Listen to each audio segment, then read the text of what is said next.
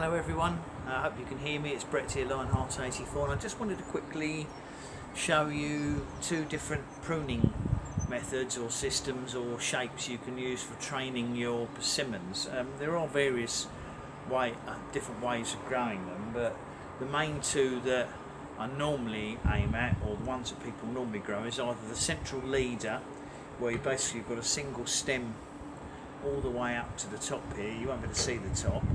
And then the branches radiate out from the central leader. Theoretically they should be wider at the bottom and then gradually narrow as you get to the top, and so you form a sort of a pyramid. That's probably not the ideal method to be using when I'm growing them in containers, because really I want more of a sort of a bush form plant, but this one it's how this one naturally grew, so I've decided to leave it. And what I'll basically do is take off any dead growth or any branches that are crossing or in the wrong place, and for the time being I'm going to leave this one as a central leader. I should be able to actually, might be able to show you slightly better if I just come around and move the camera a little bit. You can probably see it's a single stem from the bottom, and apart from the side branch here, which I might take back a bit, basically you've got a single stem. Now your other option, and the more favoured one, especially if you've got restricted garden space,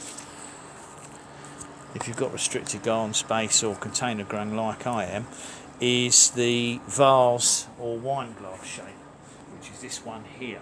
Now this is a much nicer shape for me because I can get quite a nice bushy plant which hopefully will fruit in a container, fairly compact in space and plenty of branches. Now all you need to really watch with this one is you don't want branches growing like this one growing across the inside, but what you want to leave is get this nice wine vase, or flower vase, or goblet shape they call it. So I'm going to take this branch out on the inside as well, and that leaves the centre of the plant open. Now I could take off this one here and this one here if I wanted to sort of really open it up, but the plant's quite open. It has actually got a third branch here. If I rotate it sideways, it's got this third one here as well, which is branching here. That's not ideal, but I've decided to leave it for the time being. So that's the vase shape one, which you can either have two, depending on how your plant grows, 2, 3 or even 4 branches forming a nice framework, and then you keep the centre of the plant open. So I just feel it's a bit painful to be cutting off lovely strong branches like this. I might decide to use this one to have a practice grafting it onto another persimmon plant. So I'm going to leave that for the moment, because the time to graft is when they're actively starting to grow in the spring. Now, we've got a very cold frost coming in the next couple of days, so I'm glad these haven't shooted out anymore, because they could actually get burnt quite badly.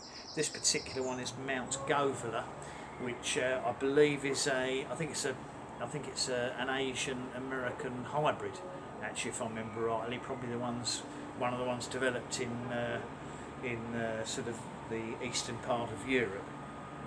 So this is Mount Govela, and that one's across. This other one here that's growing as a central leader is actually a Hanafuyu. So that, I believe, is a larger fruited version of the Fuyu.